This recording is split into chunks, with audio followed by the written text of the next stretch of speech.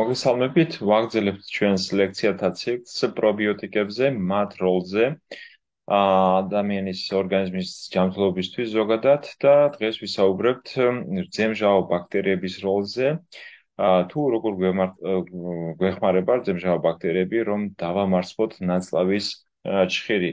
მოგესალმებით, რომ ნაწლავის ჩხირი არის ერთ-ერთი ყველაზე ხშირი ბაქტერიალური ინფექციური დაავადებების, კერძოდ საშარდე გზების ინფექციების გამომწვევი. და გამოსავალი ახლა ამ პრობლემისგან, რომელმიდან კვლავ პრობიოტიკი არის. შეგახსენეთ, რომ ჩვენ წინა ლექციაში ვისაუბრეთ თუ რამდენად მნიშვნელოვანი არის პრობიოტიკის ჩართვა ბაქტერიალური ვაგინოზის მკურნალობაში და გრძელვადიან პერსპექტივით რეციდივის პროფილაქტიკაში. აი ეს იყო ნიშანდობლივი და ხაზგასაცმელი იმ ჩვენი წინა ლექციიდან. და ჩვენ ვთქვით, რომ პროიმუნოლაიფი, რომელიც არის ერთ-ერთი ყველაზე საუკეთესო ამ მიმართულებით, როგორც რაოდენობრივი მრავალსახეობით რძემჟაო ბაქტერიების და ასევე ბიფიდობაქტერიებისა, ჯამში 16 პრობიოტიკური შტამი შედის და ჯამურად დღის დოზა შეადგენს 30 მილიარდ ბაქტერიას. და რაც თავარი არის, უნდა აღვნიშნოთ, რომ ჩვენ გქონდა საუბარი იმაზე, რომ პრობიოტიკის მოკლე ვადით დანიშვნა ზოგადად არ არის ეფექტური. ჩვენ გვჭირდება გრძელვადიანი პერსპექტივაში დროში გაწერილი დანიშვნა, რაც უფრო უკეთეს შედეგის მომცემი არის და აქ არის გასათვალისწინებელი, რომ პროიმუნოლაიფი შეიცავს ვეგანურ კაფსულებს და ჟელატინის კაფსულებისგან განსხვავებით მას არ აქვს გვერდითი მოვლენები. შეგახსენებთ, რომ პროიმუნოლაიფი იწარმოება იტალიაში. აუცილებელი არის ის ნაწლავის ფლორის მოწესრიგებაში და ნაწლავის ფლორის მოწესრიგება ჩვენ გვაძლევს იმას, რომ კერძოდ ეგრეთ წოდებული უროპათოგენური შტამი ნაწლავის ჩხირისა ისეთი დიდი რაოდენობით და მასშტაბებით ვერ გამრავლდება და ასევე საშოში მოხდება რძემჟაო ბაქტერიების რაოდენობის გაზრდა და ჩასახლება და ზუსტად მაგაზე გვექნება საუბარი თუ როგორ ებრძვის რძემჟაო ბაქტერიები ნაწლავის ჩხირს, როგორც საშოში, ასევე შარდის ბუშში. შეგახსენებთ, რომ პროიმუნოლაიფის დანიშვნის სქემა ქრონიკულად მორეციდივე საშრდე გზების ინფექციის დროს და ისევე როგორც ბაქტერიალური ვაგინოზის დროს და ჩვენ ვთქვით, რომ ბაქტერიალური ვაგინოზი 14-ჯერ ზრდის რისკს საშრდე გზების ინფექციისა და შესაბამისად ძალიან დიდ წილ ქალბატონებში, ვისაც აქვს მორეციდივე საშრდე გზების ინფექცია, მათ აქვთ ასევე პარალელურად ბაქტერიალური ვაგინოზი. მკურნალობის სქემა პროიმუნოლაიფის არის ერთი კაფსულა 2 ჯერ დღეში, ყოველ დღე 2 თვის განმავლობაში ზედიზედ და შემდეგ 10 დღე თვეში, თითო კაფსულა 2 ჯერ დღეში, ან მენსტრუალური ციკლის დაწყებისთანავე, ხოლო თუ ქალბატონი არის მენოპაუზაში, უბრალოდ კალენდარული თვის 10 დღეს ირჩევს და 10 დღის განმავლობაში ის იღებს საწყისი 2-თვიანი უწყვეტი კურსის შემდეგ. ჩვენ აუცილებლად გვექნება ლექცია თუ რა გავლენას ახდენს მენსტრუალური ციკლი საშოს ფლორაზე, საშოში არსებულ რძემჟაო ბაქტერიებზე და იქ თქვენ ძალიან ნათლად დაინახავთ თუ რატო გვაქვს ჩართული პროიმუნოლაიფის, ასე ვთქვათ, დანიშვნა უშუალოდ მენსტრუალური ციკლის დაწყებისთანავე. შეგახსენებთ, რომ პროიმუნოლაიფი ყველა ქსელში არის ავერსის ქსელის გარდა. საშოს ლორწოვანის დაცვით მექანიზმებს დაუბრუნდეთ ამ ჩვენი დღევანდელი დღის ლექციის თემას. პირველ რიგში ესე უნდა იყოს ბუნებრივია დაუზიანებელი ლორწოვანი გარსი. საშოს მჟავა რეაქცია, ანუ pH-ი ნაკლები 4.5-ზე. ეს ხდება მხოლოდ რძემჟაო ბაქტერიების ხარზე, უბრალოდ რძემჟაო ბაქტერიების მიერ წარმოებული რძემჟავას ხარზე. წყალბადი ზეჟანგის მწარმოებელი რძემჟაო ბაქტერიებიც ასევე განაპირობებს საშოს ლორწოვანი დაცვითი მექანიზმებს. თვითონ უშუალოდ აი ამ წყალბადის ზეჟანგს აქვს ბაქტერიციდული ეფექტი და ანტიმიკრობული მოლეკულები, რაც იწარმოება როგორც საშოს ლორწოვანის გარსის, ასევე ჩვენ ვიტყვით, რომ შარდზი ბუშტის ლორწოვანის გარსით და ასევე ბუნებრივია ლოკალური იმუნური უჯრედების მიერ და ანტიმიკრობული მოლეკულები, რაც იწარმოება უშუალოდ თავად ძემჟაო ბაქტერიების მიერ. ესეც ძალიან საინტერესო ფაქტი არის, რაც მედიცინამ იპოვა. საშოს ფლორა ეს არის რთული და მრავალფეროვანი ეკოსისტემა, ძალიან სათუთი რამ არის, ძალიან ადვილად ის ზიანდება, იშლება, ირღვევა და რთულია ამავდროულად მისი საბოლოო შედეგამდე მისი აღდგენა და მიყვანა. ძემჟავა ბაქტერიები ჭარბობს ჯანსაღ საშოს ფლორაში დაახლოებით 90% სრულად ბაქტერიებისა. საშოს pH-ი, როგორც მოგახსენეთ, ნორმაში არის ნაკლები 4 ნახევარზე. ძემჟავა ბაქტერიები იწევს საშოს ფლორას პათოგენური ცუდი ბაქტერიების კოლონიზაციიდან, რაც შედეგად მივყევართ შემდგომ პათოლოგიურ მდგომარეობამდე, როგორიც არის ბაქტერიალური ვაგინოზი. ბაქტერიულ ვაგინოზში არ განიხილება მხოლოდ გარდნერელა ვაგინალისი, ეს არის მთელი რიგი გუნდი ბაქტერიებისა, გარდნერელა ვაგინალისი, ატოპოფიუმ ვაგინე, ბაქტეროიდები, მიკოპლაზმა ჰომინისი, პეპტოსტრეპტოკოკი, პრევოტელა და ესე შემდეგ. ჯამში თუ არ ვცდებით 18 სხვადასხვა ბაქტერია არის გაერთიანებული, მაგრამ რაც ჩამოვთვალე, აქ პლაზმას დამატებად შეიძლება, არის ძირითადი და წამყვანი. შემდეგ მოდის აერობული ვაგინიტები, მათი მიზეზი არის ენტეროკოკი, ნაწლავის ჩხირი, სტაფილოკოკი აურეუსი, B ჯგუფის სტრეპტოკოკები და ასევე ენტეროკოკები. განვიხილავდი აქვე კანდიდოზურ კოლპიტს.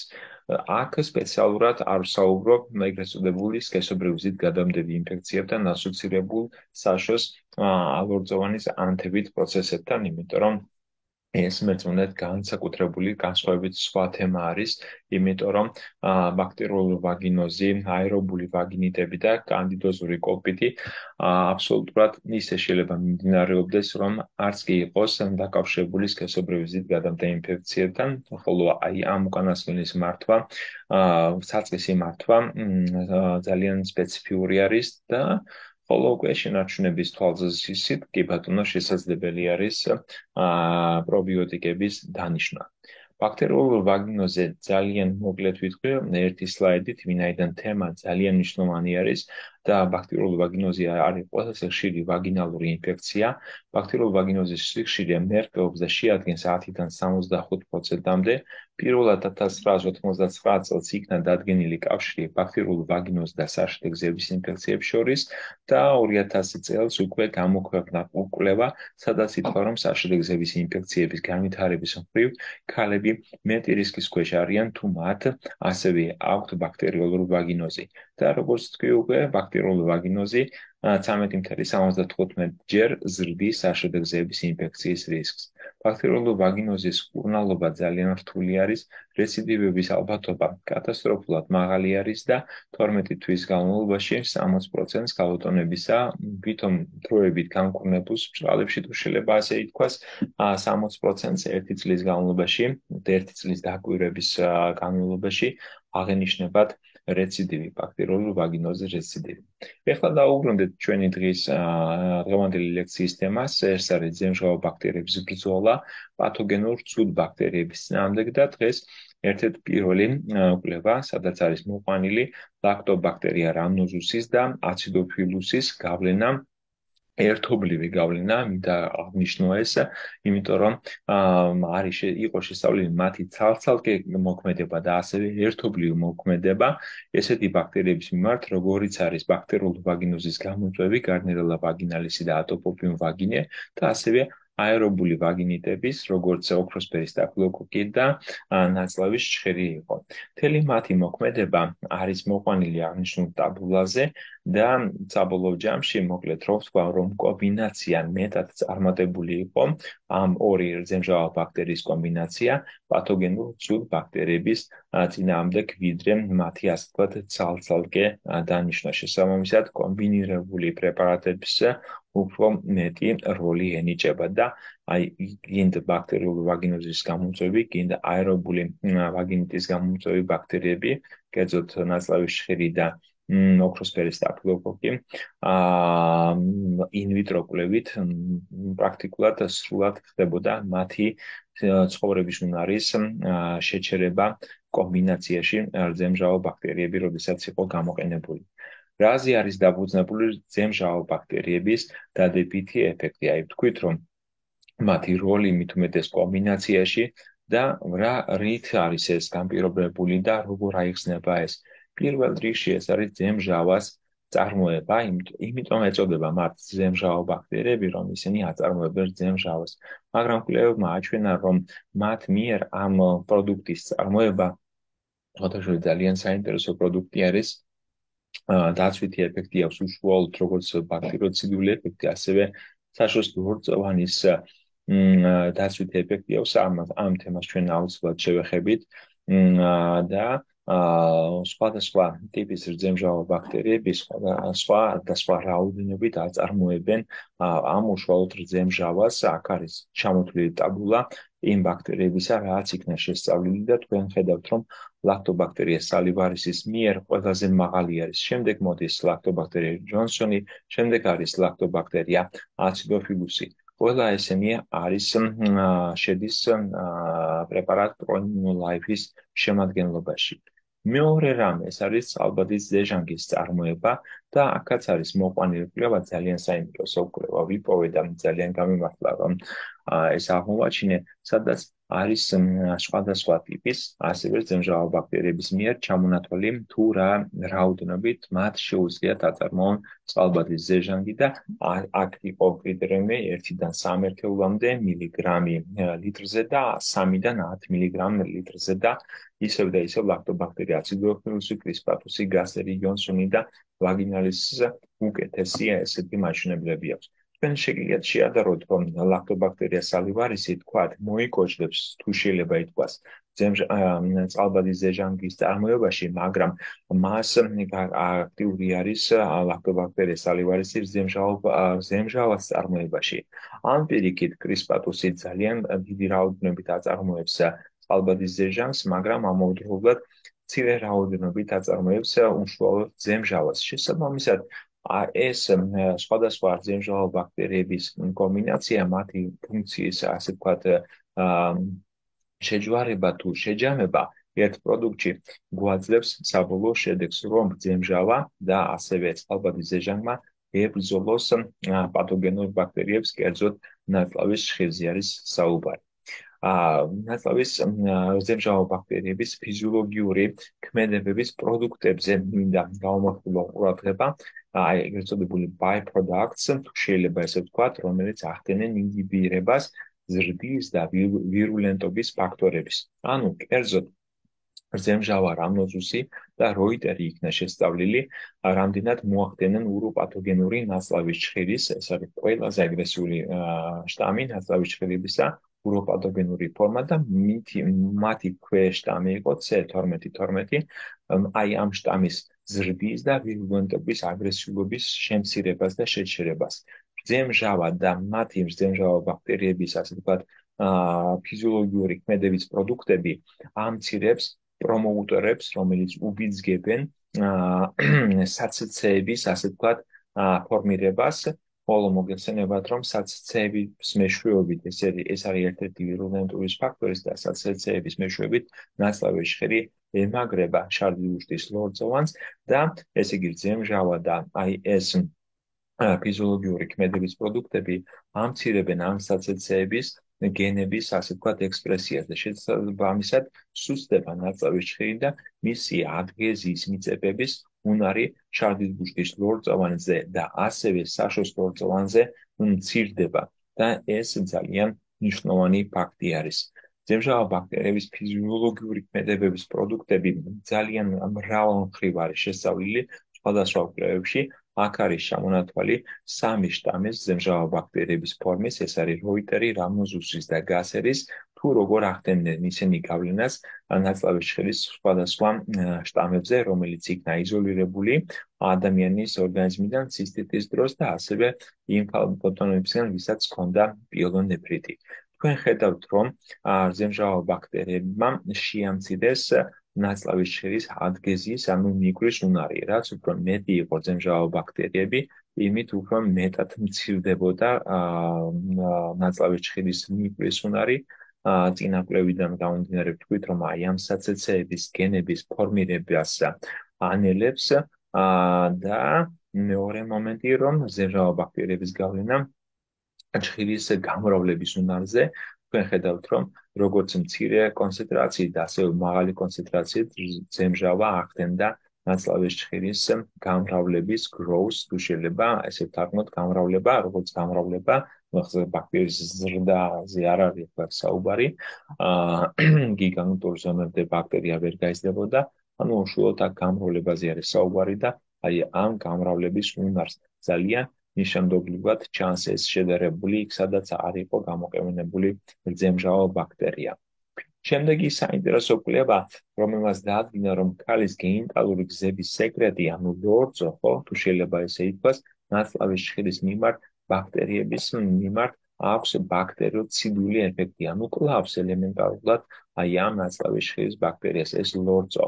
და შესწავლილი იქნა 99 ჯამთელი ქალბატონის ცერვიკო-ვაგინალური ლავაჟი, ანუ გამონარეცხი საშოდან და საშვილოსნოს ყელის მიდამოდან, ანუ საშოს თაღებიდან თუ შეიძლება ითქვას ლავაჟი ესე ითარგმნება და შესწავლილი იქნა აი ამ სითხის როგორც ბაქტერიოციდული ეფექტი, ასევე იმუნომედიატორების კონცენტრაცია.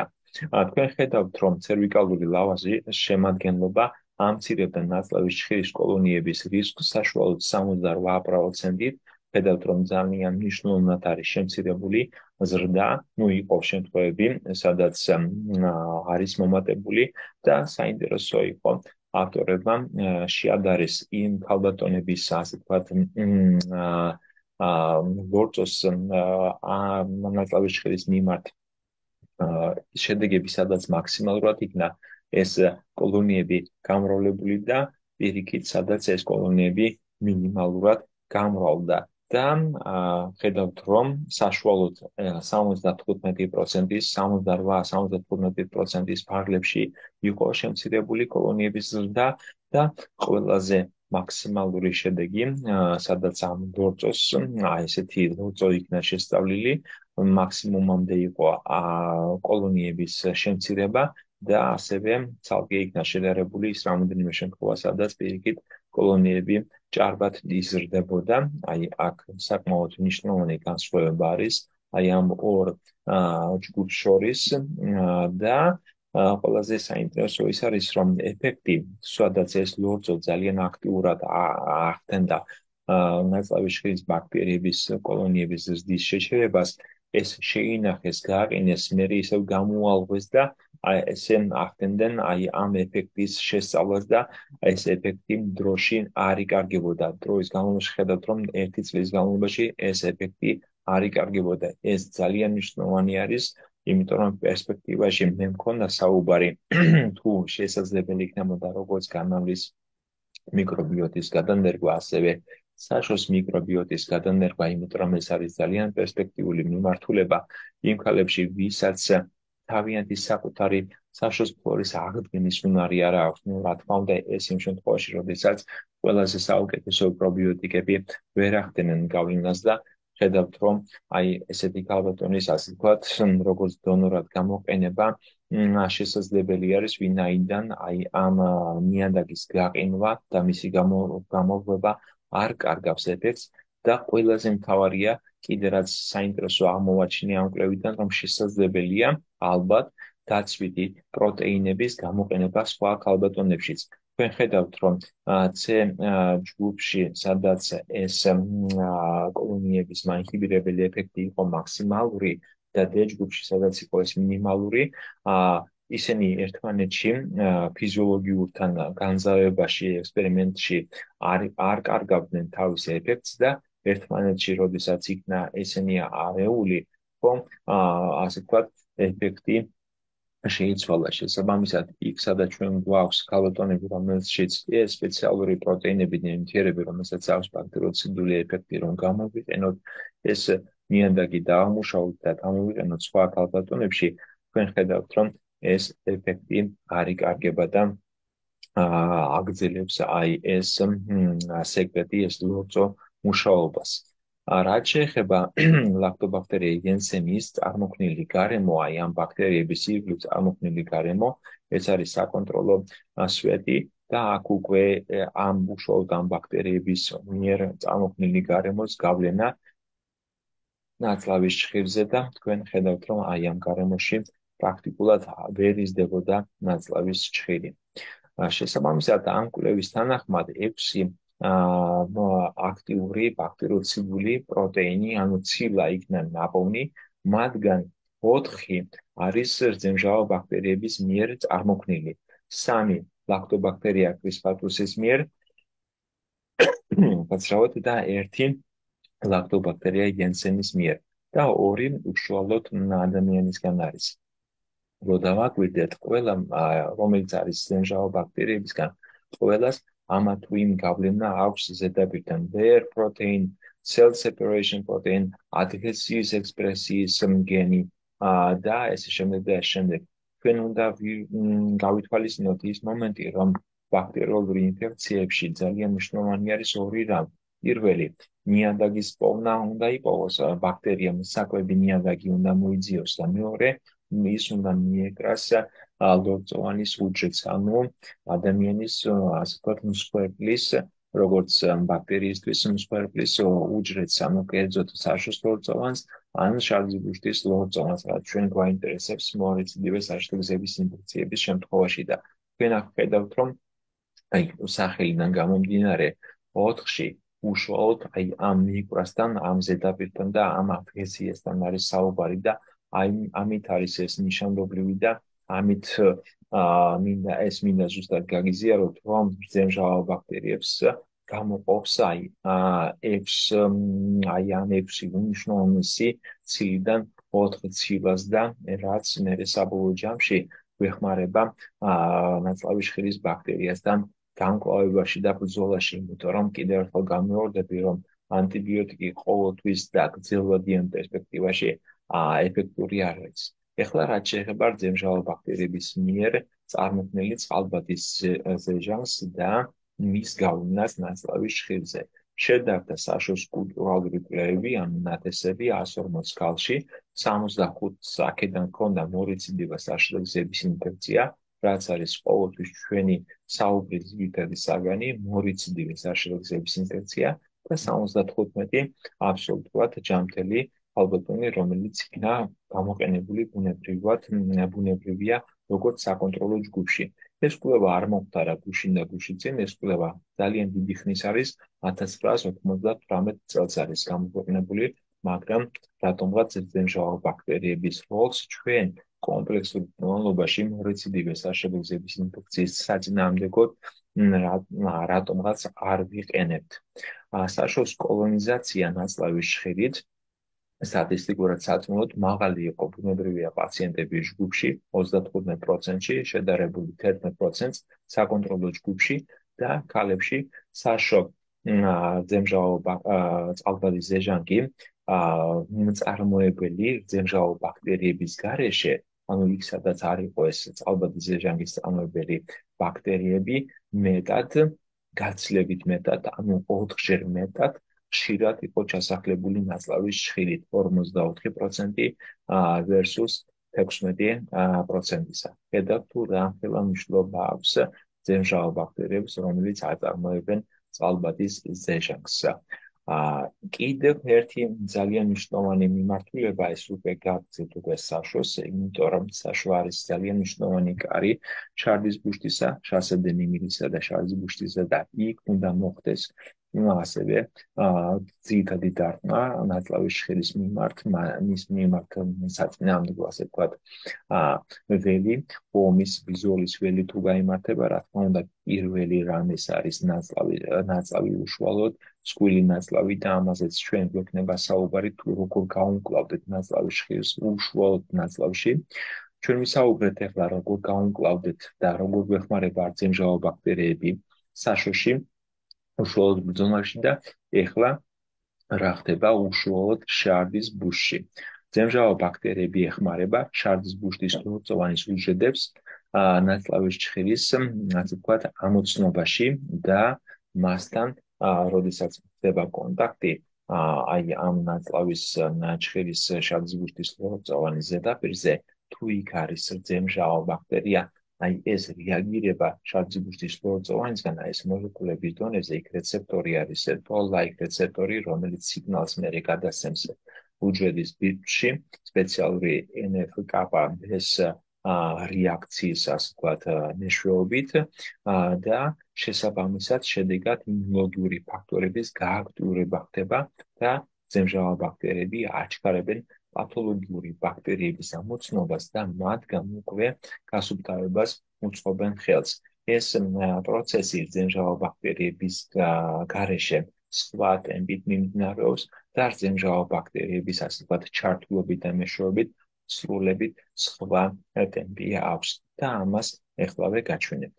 შარდის ბუშტის ლორწოვანი გარსის იმუნოლოგიური პასუხის გაძლიერება, გაძლიერების შედეგად ჩვენ ხედავთ, რომ ძემჟავა ბაქტერია ბოდიში ნაწლავის ჟღერმა გამოიწვია შარდის ბუშტის ლორწოვანის იმუნოლოგიური პასუხი აი ამ დონემდე, ჯერ კიდევ არ არის ჩართული ძემჟავა ბაქტერია, ხოლო სადაც ჩაერთო უკვე ძემჟავა ბაქტერია, ცოცხალი ძემჟავა ბაქტერიები, აქ არის ლაქტობაქტერია რამნოზუსი არის საუბარი, ჩვენ ხედავთ, რომ რა დონემდე, როგორ რამოდენიმეჯერ მეტი არის უკვე იმუნოლოგიური პასუხი შარდის ბუშტის უჯრედებისა ნაწლავის ჭხირის ბაქტერიაზე. სხვადასხვა ტიპის მედიატორები, მაგალითად ტუმორ ნეკროზის ფაქტორი, რძემჟავა ბაქტერიების შედეგად მეტად ხდება მისი გამოყოფა, ხოლო ანტიბიოტიკი მედიატორების ინტერლეიკინი 6-ის და CXCL-ის 8-ის სხვა დონით ხდება, მათი პირიქით, მათი შემცირება ხდება. ანუ ეს ის ფიზიოლოგიური პროცესები არის, რასაც რისიც, ასე ვთქვათ, ქმედებაში კონტროლი შეაქვს რძემჟავა ბაქტერიას, კერძოდ ლაქტობაქტერია რამნოზუსს. ჩვენ ხედავთ, რომ აი ამ შარდის ბუშტის ლორწოვანის უჯრედზე, რომელიც რეაგირებს აი ამ ნაწლავის ჭხირზე, მათი რეაქცია როგორი არის მხოლოდ როდესაც ნაწლავის ჭხირი შედის კონტაქტში აი ამ შარდის ბუშტის ლორწოვანის უჯრედთან, როგორი არის როდესაც ძემჟავა ბაქტერია შედის და როდესაც ორივე მათგანი შედის კონტაქტში, აი აბსოლუტურად სხვა არის და აი ეს მომენტი არის აი აქ დასაჭირი, რომ ძემჟავა ბაქტერია ყოველთვის უნდა იყოს შარდის ბუშის შარდში, მას ჩვენ შეიძლება ანათესით ვერ ვხედავთ, მაგრამ ის შარდის ბუშტის უნდა ჩავასახოთ, სამწუხაროდ ჩვენ არ გვაქვს საშოს ფლორის დამდგენი ტესტები, ბაქტერიალური ვაგინოზის PCR გულისხმობ მე, მაგრამ კიდევ უფრო ღრმა ტესტები არსებობს სრული მიკრობიოტის, ასე ვთქვათ, ამსახველი პირდაპირ ესეთი რუქასავით გვაძლევს ეს ინფორმაციას, მსგავსი ტესტები არის შარდთან მიმართებით ურობიომს ეძახიან მას, მაგრამ სამწუხაროდ ეს ტესტები ძალიან ძვირი არის და ამ ეტაპზე ალბათ ვერ გვექნება საქართველოში. ყოველ შემთხვევაში იმის თქვა მინდა, რომ რძემჟავა ბაქტერია ნორმაში, ნორმალურ ფიზიოლოგიურ პირობებში სახლობს შარდის ბუშში და როდესაც იქ მიდის ნაწლავის ჭხირი, რძემჟავა ბაქტერია სამწუხაროდ თმობს თავის პოზიციებს, მაგრამ ჩვენ აუცილებლად იმიტომ საუბრობთ, რომ პრობიოტიკი უნდა ჩავთოთ ჩვენს მკურნალობის სქემაში, რომ რძემჟავა ბაქტერია შარდის ბუშტამდეც მივიყვანოთ. რძემჟავა ბაქტერიები ისევ როგორც ბიფიდობაქტერიები. და რატომ? იმიტომ რომ ბრძოლის, ასე ვთქვათ, რეცეპტორების გააქტიურებას უწყობს ხელს. ეს არის ჩვეულებრივი შარდის ბუშტის ლორწოვანის უჯრედები, აი ბირთვაკებს თქვენ ხედავთ, ნაწლავის ჭხირი, იქნა მიყვანილი მათთან და აი ეს ბრძოლის რეცეპტორები არის ეს მწვანე ბურთულები, აი ეს მწვანე ბურთულები მხოლოდ ძემჟავა ბაქტერია და ორივე კომბინაციაში ნაწლავის ხილი და ძემჟავა ბაქტერიები ხედავთ თუ როგორი დიდი რაოდენობით გამომუშავდება ეს მწვანე ბურთულები, ეს არის ბრძოლის რეცეპტორები, toll-like receptor 4. და შესაბამისად ზემჟავა ბაქტერია აუცილებელი არის იყოს შავ ზღვაში და ადგილზე ლოკალურად დაეხმაროს ორგანიზმს ებრძოლოს ნაწლავის შხირს, იმიტომ რომ ყველა სათომლას ნაწლავის შხირთან ბრძოლაში იმედი აქვს ანტიბაქტერიულ თერაპიაზე, მაგრამ უაღრევ მიუხედავად ანტიბაქტერიული თერაპიისა, თუნდაც სწორად წარმოებული და წარმართული ანტიბაქტერიული თერაპიისა, ნაწლავის შხირი კვლავ ისევ უბრუნდება. ეს ძალიან დიდი სქემა არის და დიდი გზა არის და შესაბამისად ყველა იმ მიდამოში, იმ ადგილში, სადაც ხდება ნაწლავის შხირის კულტივაცია, როგორც არის ნაწლავი, საშო და შავზღვისტი, ყველა ადგილზე ჩვენ მას უნდა ვებრძოლოთ სხვა ხერხებით და არა მხოლოდ ანტიბიოტიკებით, იმიტომ რომ ერთი ანტიბიოტიკი ორგანო სამი მერე უკვე აქვს სულად ანტიბაქტერიული რეზისტენტობა, ვითარდება მულტირეზისტენტობა და გარდა მაგისა ანტიბიოტიკმა შეიძლება ნაწლავის ფლორას დაარღვიოს და ამიტომ ბუნებრივი სხვა გზით უნდა ვებრძოლოთ ჩვენს ნაწლავის ხირს. ძევჟავა ბაქტერიების საბოლოო სლაიდი არის როლი, რომ ჩამოვაყალიბოთ, როგორც დასვენები, აფერხებს საშოს კოლონიზაციას ნაწლავის ხირით, აძლიერებს შარდის ბუშტის ლორწოვანის უჯრედების მიერ ნაწლავის ხირის ბაქტერიების ამოცნობას და შესაბამისად მათთან განკლავებას. ანუ ერთი ბაქტერია ჩვენ გვეხმარება მეორეს გავუმკლავდეთ. ამ ზემჟავა ბაქტერიების ფიზიოლოგიური ქმედებების პროდუქტები, როგორც არის ზემჟავა, წყალბადის ზეჟანგი, პროტეინები ამცირებს ნაწლავის შხირის ვირულენტობის აგრესიულობის ფაქტორებს, ანუ ვირულენტობის აგრესიულობის ფაქტორი აქ არის საუბარი მათ გადარჩენაზე, იმიტომ რომ მათ კვების ნიადაგს ართმევს და ამ გენს, რომელიც ამის გადამუშავებას ახდენს, აი ამ გენს, ასე ვთქვათ, ამცირებს მათ, ასე ვთქვათ, მათ მიერ ბაქტერია ვეღარ უჭერს გვხარს და მეორე ფაქტორი ის არის, რომ მიგვის, ასე ვთქვათ, საცეცეების ექსპრესიისთვის საჭირო გენების, ასე ვთქვათ, წარმოებასაც აჩერებს ზემჟავა ბაქტერიები, რაც კვლევებმა აჩვენა. შესაბამისად, მცირდება ასევე გამრავლების ტემპები. ძალიან დიდი მადლობა ყურადღებისთვის. იმედოვნებ, რომ დღევანდელი ლექცია თქვენთვის საინტერესოა.